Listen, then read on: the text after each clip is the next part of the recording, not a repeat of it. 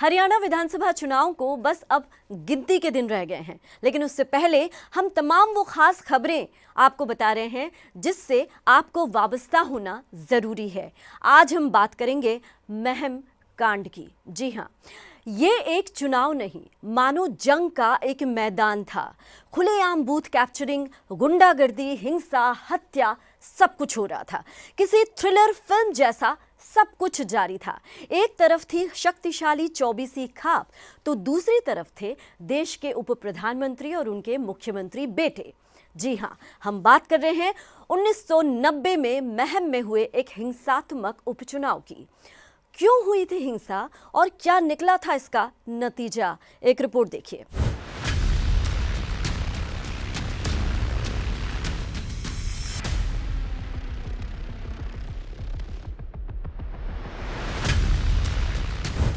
साल 1990, तारीख 27 फरवरी।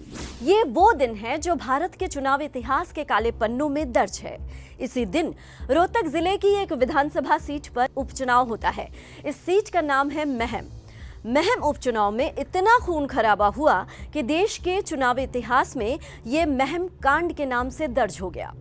चुनाव में हरियाणा के शक्तिशाली खापों ने प्रदेश के मुख्यमंत्री और देश के उप प्रधानमंत्री तक को झुका दिया। 2024 के विधानसभा चुनाव के बीच एक बार फिर महम कांड की याद मानो ताजा हो गई है।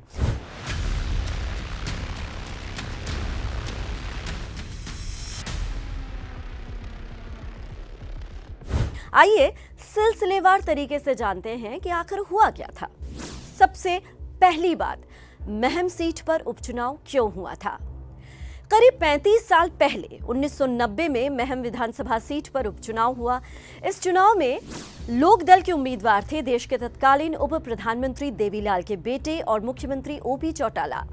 उपचुनाव की नौबत इसलिए आई थी क्योंकि 1989 में हुए लोकसभा चुनाव में जीतकर मुख्यमंत्री रहे देवीलाल ने विधानसभा से इस्तीफा दे दिया था और केंद्र की वीपी सिंह सरकार ने डिप्टी पीएम वहां पर वो बन गए थे। देवीलाल ने दिल्ली जाने से पहले अपनी सियासी विरासत जो है वो सौंपी अपने बड़े बेटे ओपी चौटाला को। ओपी चौटाला मुख्यमंत्री तो बन गए, लेकिन वो विधायक नहीं थे। पिता देवीलाल के इस्तीफे से खाली हुई महम सीट से ओपी चौटाला ने उपचुनाव लड़ने का फैसला किया।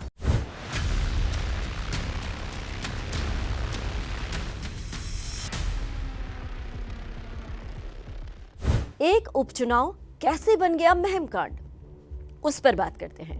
नवंबर 1989 में लोकसभा चुनाव हुए तो केंद्र में जनता दल की सरकार बनी। वीपी सिंह के साथ ही देवीलाल उप प्रधानमंत्री बने। इधर हरियाणा में 2 दिसंबर 1989 को ही ओम प्रकाश चौटाला ने पहली बार मुख्यमंत्री पद की शपथ ली। ओपी चौटाला मुख्यमंत्री बनने के बाद उपचुनाव लड़ रहे थे क्योंकि वो विधानसभा के सदस्य नहीं थे, यानी वो विधायक नहीं थे। अपने पिता देवीलाल की छोड़ी गई महम सीट से वो चुनावी मैदान में उतरे, लेकिन उनके इस फैसले के खिलाफ देवीलाल के ही एक राजनीतिक शिष्य आनंद सिंह दांगी ने बगावत करके निर्दलीय चुनाव लड़ने का ऐलान कर दिया। बताया जाता है कि आनंद दांगी मुख्यमंत्री देवीलाल के बेहद खास थे। देवीलाल उन्हें अपना 5वां बेटा कहते थे।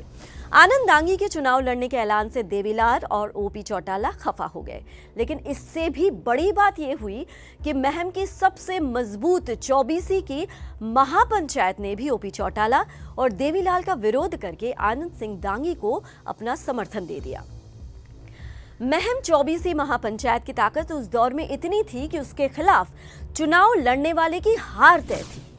24वीं महापंचायत के विरोध से ओपी चौटाला और देवीलाल बौखला गए। इसीलिए मुख्यमंत्री ओपी चौटाला और डिप्टी पीएम देवीलाल ने इस चुनाव को अपनी नाक का सवाल बना लिया।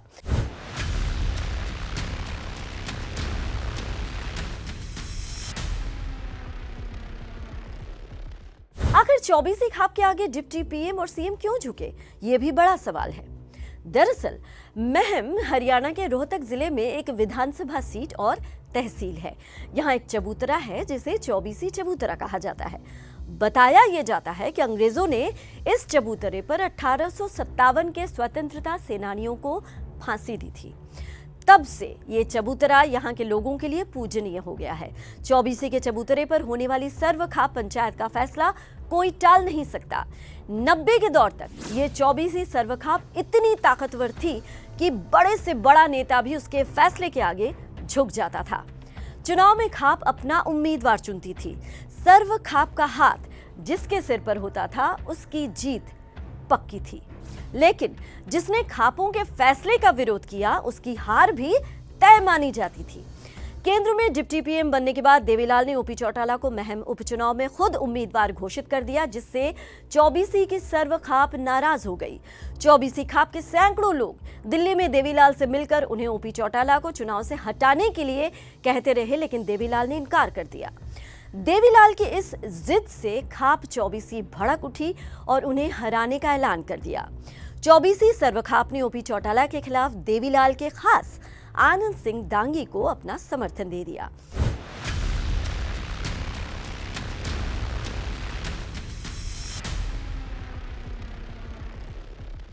महम का पहला उपचुनाव और हिंसा, उस पर बात करते हैं।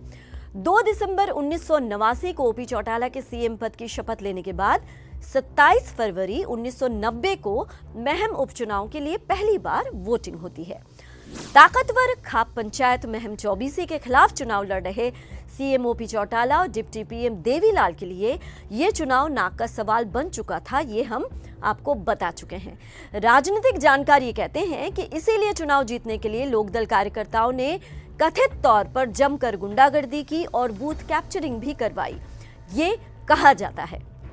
बहरहाल 27 फरवरी को हुए मतदान के दौरान वोटिंग में धांधली की शिकायत मिलने के बाद चुनाव आयोग ने महम, बैंसी, भैणी, चांदी, महाराजपुर और खरैंटी के 8 बूथों पर मतदान रद्द कर दिया और 28 फरवरी को दोबारा वोटिंग का आदेश दिया। बताया जाता है कि 28 फरवरी को इन बूथों पर पुनर्मतदान के दौरान भी इनेलो समर्थकों ने फर्जी वोटिंग की कोशिश की, ऐसा कहा जाता है। दांगी समर्थकों ने जब रोका तो उनके ऊपर कथित तौर पर फायरिंग की गई। इस फायरिंग में 8 लोगों की मौत हुई।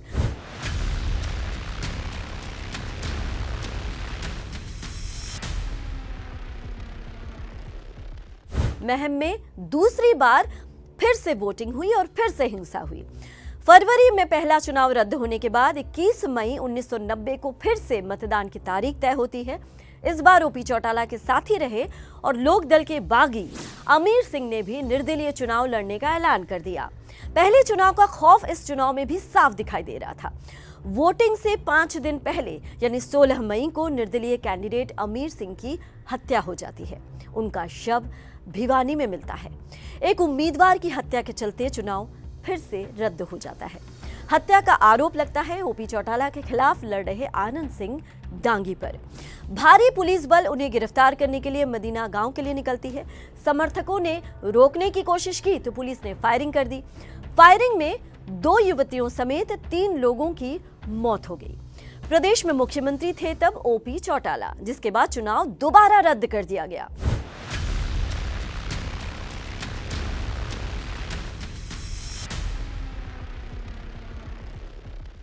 1991 तीसरी बार चुनाव हुआ, आया फैसला। जी हां, मई 1991 में हरियाणा में आम चुनाव हुए। महम सीट पर तीसरी बार चुनाव हुआ, तब जाकर फैसला आया। 1991 के चुनाव में आनंद सिंह दांगी कांग्रेस से चुनाव लड़े, ओपी चौटाला चुनाव नहीं लड़े। लोकदल ने सूबे सिंह को चुनाव लड़वाया। 2 बार हो चुकी हिंसा और गुंडागर्दी के चलते जनता देवीलाल और ओपी चौटाला से नाराज थी। आखिरकार महम 24 के उम्मीदवार आनंद दांगी की इस चुनाव में जीत होती है। लोकदल के सूबे सिंह हार गए।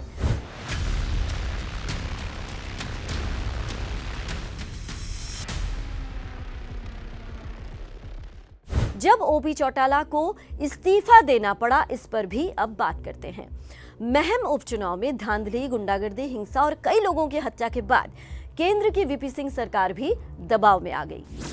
नेता विपक्ष राजीव गांधी महम दौरे पर पहुंचे। उन्होंने आनंद दांगी से मुलाकात भी की। हरियाणा की ओपी चौटाला सरकार जनता दल के लिए कहीं न कहीं आंखों की किरकिरी बन गई थी।